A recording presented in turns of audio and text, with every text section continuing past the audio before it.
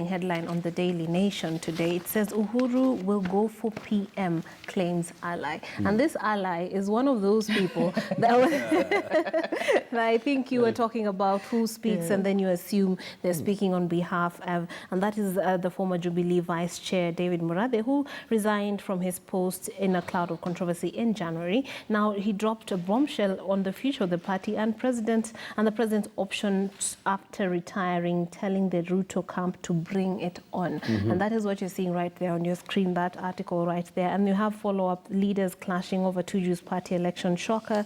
But then this is actually based off of an interview that there's more on it on page 4. We're told Uhuru will remain in power after 2022. What's your perception of this story? Yeah, they say when you see a frog actually running around, there must be a snake somewhere chasing that frog. That's an African proverb. And I just want to use that analogy to actually link it with what Bwana Murathe, David Murathe, a hard-hitting fella that I know, that whenever he says something, there might be, the truth must be just within whatever he has said. And I do believe that David Murathe is one of the key point men of President Uhuru Kenyatta. These are people sit, dine together, wine together, talk and discuss issues together of political nature.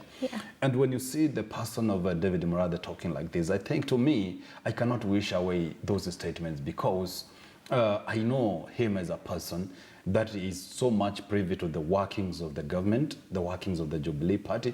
As much as he's outside, he has been kicked out as a vice chair, but he has a lot of information. And to me, I do believe almost to the rate of 99% of whatever he say, it must be true. It must be true. I mean, it has an element of truth.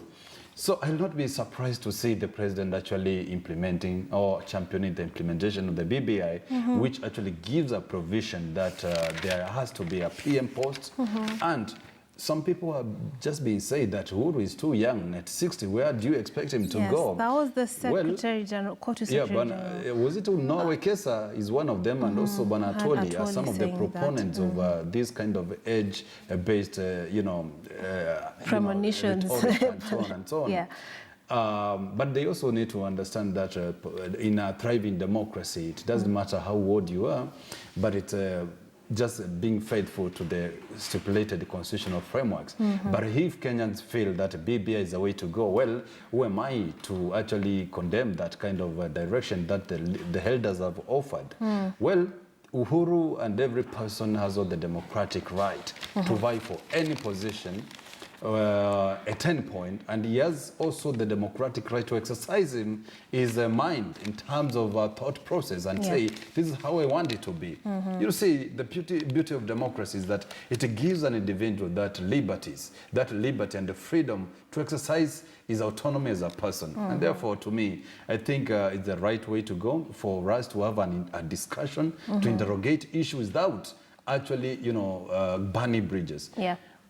Because that's the beauty of democracy, where you can look at things, disagree, but still remain friends. Disagree and at the same time have a cup of coffee together. So to me, BBI and its provisions, the kind of issues that we used to talk here in the run of 2017 elections, where we could say that this constitution is good, it's progressive, but it has loopholes. But those loopholes, to me, I'm happy, because where I'm sitting, I could see some of the gaps that I could highlight during that time being filled by the BBI report. And to me, I think it's a progressive direction for us as a country, because we're able to pinpoint some gaps which are a source of acrimony between us, and they use the same platform to see how we can actually craft home-based solutions to progress, to make this country progress in the right direction. Now, for Murathe, I think this is a debate which is going to carry some heat from January as we open, the new year, and it's going to form a basis of, the realignment of 2020, where we are potentially able to see some camps taking this shape and another camp taking a different shape. So to me, I think I'm looking at that space with glaring eyes to see how it's going to work out. Now, Betty, I'm going to give you a chance to also give your take on this particular headline. Let's take a short break. When we come back, we'll have more news and reviews right here on Morning Express.